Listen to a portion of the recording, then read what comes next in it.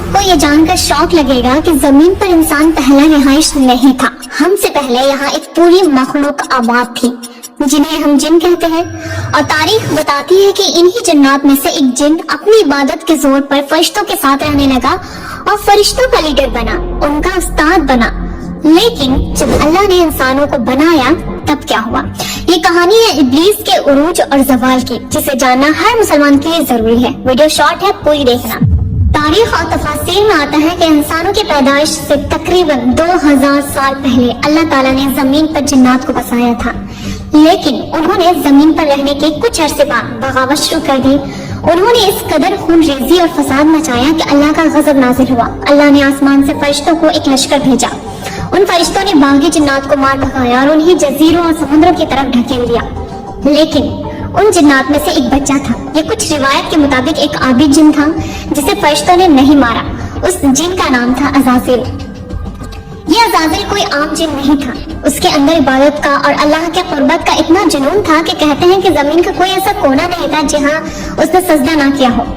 اس کی ڈیڈیکیشن اور علم کو دیکھ کر اللہ نے اسے وہ مقام دیا جو کسی کے وہم و گمان میں بھی نہیں تھا. اسے زمین سے اٹھا کر آسمانوں پر لایا گیا. وہ فرشتوں میں شامل ہو گیا, یہاں تک کہ اس کے علم اور عبادت کی وجہ سے اسے معلم الملکوت یعنی ٹیچر آف اینجل کہا جانے لگا. سوچے, ایک جن جو آگ سے بنا تھا وہ نور سے بنے فرشتوں کا استاد بن گیا. اس کے پاس عزت تھی, مقام تھا, علم تھا, لیکن ایک چیز اس کے اندر چھپی ہوئی تھی جو اسے لے ڈوبی, اور وہ تھی جو ہم سب کے اندر ہے, ایگو. پھر وہ وقت آیا جب اللہ نے اپنی نئی تخلیق یعنی انسان حضرت آدم علیہ السلام کو بنانے کا فیصلہ کیا. اللہ نے مٹی سے آدم کو پتلا بنایا. جب اللہ نے فرشتوں اور وہاں موجود ابلیس کو حکم دیا کہ آدم کو سجدہ کرو تو سب سجدہ میں گر گئے سوائے ایک کے. یہ وہی عزازیل تھا یعنی ابلیس. اس نے صاف انکار کر دیا. اس نے اللہ سے کوئی لاجک نہیں مانگی بلکہ اپنا لاجک پیش کیا. اس نے کہا کہ میں اس سے بہتر ہوں, تو نے مجھے آگ سے پیدا کیا ہے اور اس سے مٹی سے.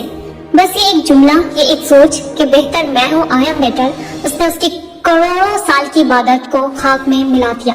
اللہ نے اسے دھتکار دیا, اسے رحمت سے دور کر دیا اور وہ شیطان بن گیا. جب اسے جنت سے نکالا جا رہا تھا تو اس نے معافی نہیں مانگی بلکہ اس نے اللہ سے ایک مہلت مانگی. اس نے کہا, اے اللہ مجھے قیامت تک کی مہلت دے. اور پھر اس نے وہ قسم کھائی.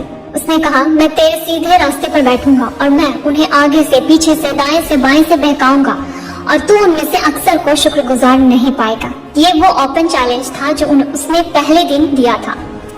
آج جب بھی ہم کوئی گناہ کرتے ہیں یا نماز چھوڑتے ہیں یا تکبر کرتے ہیں تو یاد رکھیے گا ہم انجانے میں اسی ابلیس کا وعدہ پورا کر رہے ہوتے ہیں. فیصلہ ہمیں کرنا ہے کہ ہمیں عزازیل کی طرح ایگو کو چننا ہے یا حضرت آدم علیہ السلام کی طرح غلطی پر توبہ کرنی ہے. اگر ویڈیو اچھی لگے تو لائک کریں اور کامنٹ میں اللہ پر ضرور لکھیں اور